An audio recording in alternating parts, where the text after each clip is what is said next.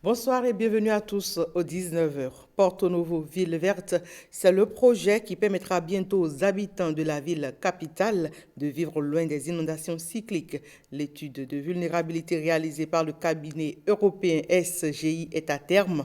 Les résultats de l'étude ont été restitués hier mercredi aux autorités municipales et aux cadres techniques. Firmé Bassao. Un projet d'adaptation de la ville de Porto Novo au changement climatique dénommé Porto Novo Ville Verte. Dans un contexte d'urbanisation grandissante, aggravé par des inondations, un tel projet apparaît comme une solution à la vulnérabilité des populations de Porto Novo et ses environs. Nous avons vécu des cycles d'inondations dans le passé qui ont beaucoup plus impacté négativement la ville. Nous avons aussi un bord lagunaire qui caractérise notre ville. C'est autant d'éléments qui ont guidé les conseillers municipaux à dire qu'il faut que nous puissions préparer l'adaptation de notre ville au changement climatique. Il faut que nous puissions valoriser le bord lagunaire. C'est dans ce cadre que nous avons élaboré un projet que nous avons défendu à Paris devant les bailleurs de fonds et l'Agence française de développement avec le Fonds français pour l'environnement mondial se sont intéressés au projet. L'Agence française de développement AFD, le Fonds français pour l'environnement mondial sont les principaux bailleurs du projet. Un projet dont les études permettent aujourd'hui d'évaluer le risque du territoire de Porto Novo vis-à-vis du phénomène des inondations cycliques générées par les changements climatiques. Et c'est cette étude-là, on a pu collecter des données de base relativement fiables et très précises. Donc c'était pour nous vraiment bénéfique pour notre étude. Ce type de rapport ne doit pas rester une simple étude qu'on classe au fond d'un placard, mais bel et bien un outil fondamental pour le développement futur de la ville de Porto Novo, puisque nos recommandations, elles concernent 3 axes. Une fois les travaux d'études terminés, les résultats seront reversés à un autre cabinet pour l'élaboration d'un schéma directeur d'urbanisation de la ville de Porto Novo. Lancement du DTI, diplôme de technicien industriel, session de mai 2021 à Paracou. Ils sont plus de 100 candidats à plancher pour l'obtention du dit diplôme et c'est le centre professionnel d'enseignement technique Don Bosco qui sert de centre unique de composition depuis mardi. Reportage. 129 candidats, dont 15 filles, composent depuis ce mardi au centre Don Bosco de Paracou. Ils sont à la quête du précieux sésame DTI, un diplôme de technicien qui sanctionne la fin du second cycle industriel. Les épreuves sont taillées à la mesure du candidat moyen. Ce n'est pas un concours où il faut maintenant doser les choses et chercher le meilleur. Non. Celui qui déjà s'est efforcé au cours de l'année peut tranquillement s'attendre à une bonne suite à la fin. À l'endroit d'abord des parents, je peux les assurer que l'État a fait son devoir d'avoir déjà une année qui n'a pas été perturbée. Et un programme élaboré qui a été suivi par les professeurs et puis contrôlé par les différents inspecteurs lors de leur visite de classe. Et en troisième position, c'est que les professeurs ont donné le meilleur d'eux-mêmes. Donc nous sommes rassurés que rien ne sortira et qu'il n'est pas vu en cours d'année. Bâtiments et travaux publics, électricité et mécanique auto sont entre autres filières qui focalisent les attentions.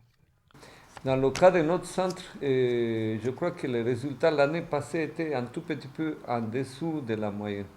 En 2019, en 2020, on a remonté un tout petit peu. J'espère que cette année, ça va aller mieux, avec des meilleurs résultats. De meilleurs résultats qui ouvriront la porte à l'insertion professionnelle de ces jeunes.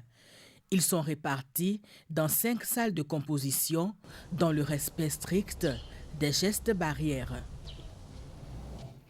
Le FACI Entendez, Festival des arts et culture d'Acha Ibile, a eu lieu cette année après le rendez-vous de l'année 2020 manqué en raison de la pandémie du coronavirus. Ce festival réunit chaque année toutes les filles et fils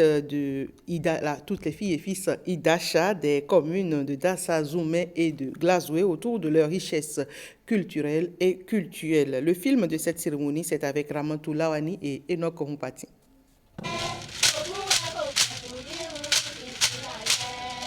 Agbogborigi, c'est le nom par lequel les filles et fils de l'aire culturelle Idacha appelleront leur site de retrouvailles. Il abritera désormais les manifestations officielles du FACI, Festival des Arts et Cultures Idacha à Chaïbilé. Cette 10e édition consacre la pose de la première pierre. Ce site est le meilleur de par sa position géographique. Comme l'embouchure représente un espace de rencontre pour le fleuve et la mer, Agbogborigi est pour les communes de Dassazoumé et de Glazoué, nous pouvons le dire sans bégayer, un espace intersectoriel, c'est-à-dire espace de rencontre entre les villes sœurs. Véritable espace de promotion des valeurs culturelles et culturelles, le FACI doit aussi contribuer au développement économique et social des filles et fils des 41 collines. La culture est notre dénominateur commun. Nous sommes ici pour célébrer les arts et cultures d'Acha. Et je m'en voudrais de ne pas remercier toutes les têtes couronnées, les gardiens de nos traditions et insister pour que nous soyons ensemble. Aujourd'hui, nous fêtons le 10e anniversaire, mais faisons en sorte que les prochains anniversaires augurent de meilleurs présages. On ne va pas rester là chaque jour pour venir faire la fête, mais nous devons réfléchir en quoi le festival peut contribuer au développement de notre cité. C'est pourquoi nous devons faire des états généraux du festival, où nous devons inviter tous les fils et filles des deux communes pour réfléchir sur comment faire pour institutionnaliser, pérenniser, avoir un secrétariat permanent qui doit travailler sur un programme. Le gouvernement, à travers le ministère du Tourisme, des Arts et de la Culture, reconnaît le mérite de cette fête identitaire des Achaïbilé. Le FACI témoigne la richesse du patrimoine artistique et culturel du Bénin en général et des communes de Dassa et de Glazoué en particulier. Il s'inscrit ainsi en droite ligne des objectifs du président Patrice Talon, qui depuis 2016 s'engage inlassablement à booster les arts et cultures. Je voudrais exhorter le comité d'organisation de ce festival à faire de telle sorte que ce festival ne soit pas seulement un projet de retrouvailles, mais que des réflexions soient émises de telle sorte que ce festival contribue à booster l'économie des deux communes d'Assa et Glazoué. Pour avoir fait preuve d'abnégation au travail, certains festivaliers sont distingués à cette édition. De belles retrouvailles à en croire les participants et nous vous proposons de suivre les impressions de quelques festivaliers. La particularité de cette année, c'est que nous avons un site unique. En 10 ans, on peut dire que le bilan est très élogieux. On peut se féliciter et remercier les différents comités qui se sont succédés, de même que les parrains, mais il y a beaucoup d'autres choses à faire. Nous avions souhaité que les communautés Ifé, Icha et Tchabé puissent fêter le FESI avec les Dacha. Donc pour moi, aujourd'hui, il est important que nous puissions nous rasseoir pour voir comment est-ce que les peuples, les communautés qui vivent avec nous et les maris, pourquoi pas, puissent se retrouver pour avoir un festival culturel commun.